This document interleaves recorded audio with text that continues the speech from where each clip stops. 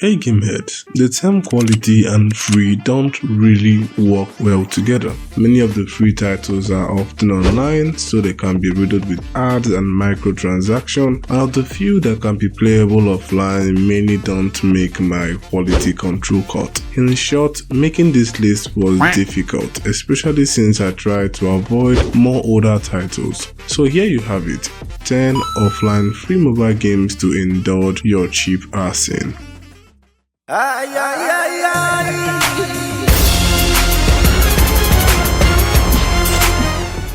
First off is Ragdoll Fist, a stickman action title. Stickman games have always had great potential when mixed with fighting mechanics, but Ragdoll Fist takes that up a level, using downright innovative physics-based fight mechanics in a way that I haven't really seen done this well before. Add that to the multiple diverse and interesting enemy types, parry and dodge mechanics, boss battles and co-op mode, and you have my unwavering interest. Its graphics and music may be nothing special, and the level design may be a bit lazy, but coming from a small developing team, I say give it a try. It's not like it's going to cost you anything. Speaking of things that do not cost anything, hitting that subscribe button is one of them.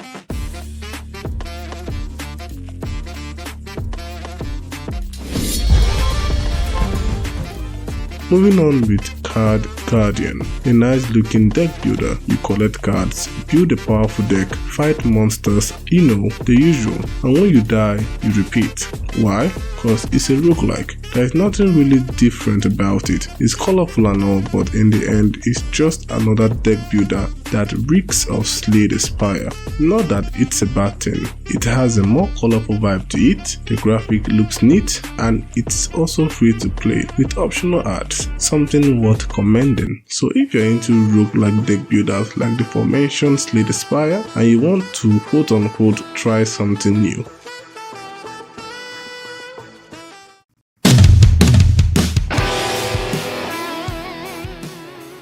moving on, we have Final Squad, The Last Troop.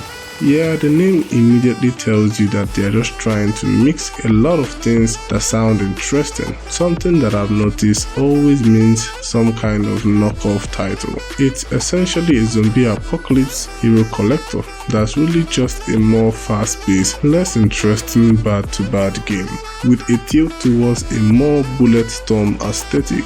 You travel this broken world looking for heroes, which you can create a team of 5 to clear locations for loot and supplies.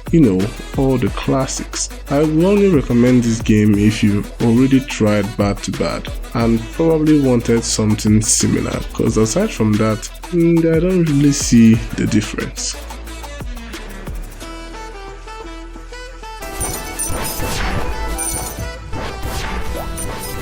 Next up is Labyrinth Legend, a dungeon crawler pixel RPG that is also a roguelike. In common fashion, you dive into these love-filled labyrinths housing the great evil, but you have to get through the quote-unquote guards, which are of course monsters of all types and big epic boss battles. The combat is a nice selling point, looking simple yet intuitive, further supported by an array of weapons, each with their perks and animations. The interesting thing to me is the use of levels, quests and upgradables that kind of help tie the game towards the more RPG side. In the end, it's trying a lot of things, which I think is really great, and because it's free to play, I don't see a reason why you shouldn't give it a chance.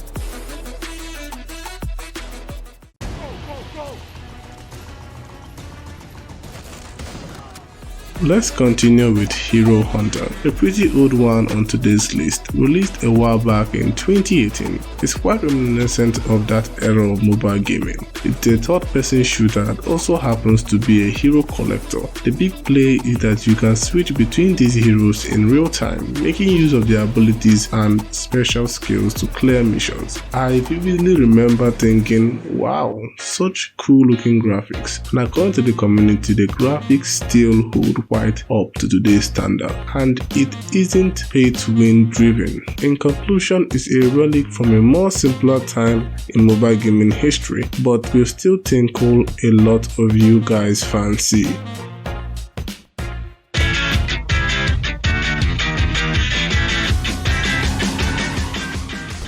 Next up is a promising entry, Hellrider's 3, a action bike racer. Haven't really seen those in a while. Clearly drawing a lot of inspiration from Road Redemption, but a lot more polygon and a lot more goofy, something I find quite charming and interesting. You drive around this very destructible world, killing mobs, securing combos, and fighting really intense 10 feet tall skeleton bosses. Yeah, the trailer definitely has my attention, and I think it does as well for a lot of you guys.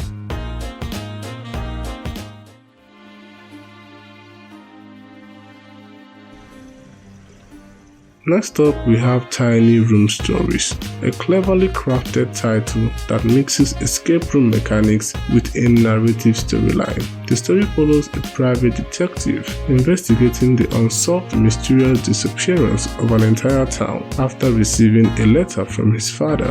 The gameplay is basically divided into little tiny escape rooms weighted with puzzles and clues that you have to decipher in order to move on with the story and objectively gather enough clues to solve the big mystery. It's obviously a big brain title that is definitely a must play for puzzle heads, and it's free, so there is definitely nothing stopping you.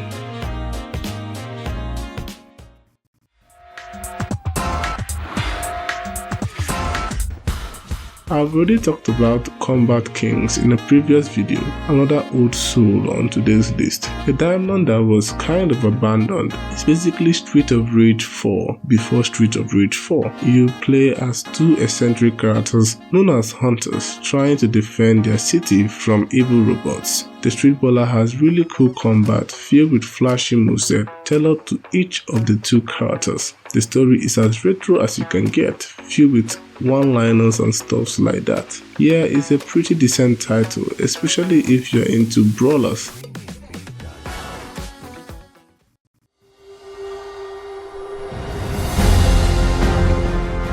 When it comes to flashy action hack and slash RPGs on the mobile platform, few games come close to Demon Hunter, and as the name should tell you, you are pretty much a demon hunter, a group of blessed ones that have the gift needed to fight off demons. You can play as any of these hunters, each with their own respective movesets and abilities, and array of weapons, accessories, and even pairs to choose from, and even a PvP mode to test out your skills. It's a great hack and slash game that excels especially in its elaborate boss battles. For the pre-price tag, however, you will do well to expect a fair share of annoying ads.